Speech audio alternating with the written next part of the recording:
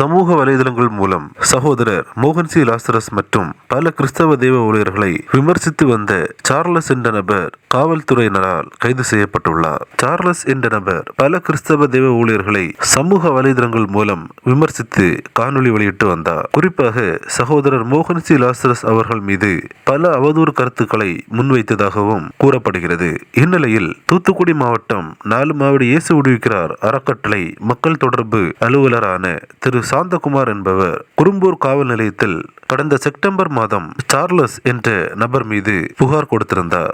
இந்நிலையில் இந்த புகாரின் பேரில் பலமுறை அவரை விசாரணைக்கு அழைத்தும் அவர் செல்லவில்லை என்று கூறப்படுகிறது. இந்நிலையில் குரும்பூர் காவல் நிலைய போலீசார் சார்லஸ் என்ற நபரை கைது செய்து நீதிமன்றத்தில் ஆஜர்படுத்தி சிறையில் அடைத்துள்ளதாக தகவல்கள் வெளியாகியுள்ளது. சமூக வலைதளங்களில் அவதூறு கருத்துக்களை பரப்பினால் எப்படிப்பட்ட பின் விளைவுகளை சந்திக்க நேரிடும் என்பதை இந்த சம்பவம் அனைவருக்கும் உணர்த்துகிறது. கிறிஸ்துவுக்குள் பிரியமானவர்களே, இந்த தகவலை தவறாமல் உங்கள் நண்பர்களுக்கும் பகிருங்கள். எங்களோடு இணைந்து பயணிக்க இந்த சேனலை சப்ஸ்கிரைப் செய்து கொள்ளுங்கள். தேவன் தாமே உங்களை ஆசீர்வதிப்பாராக.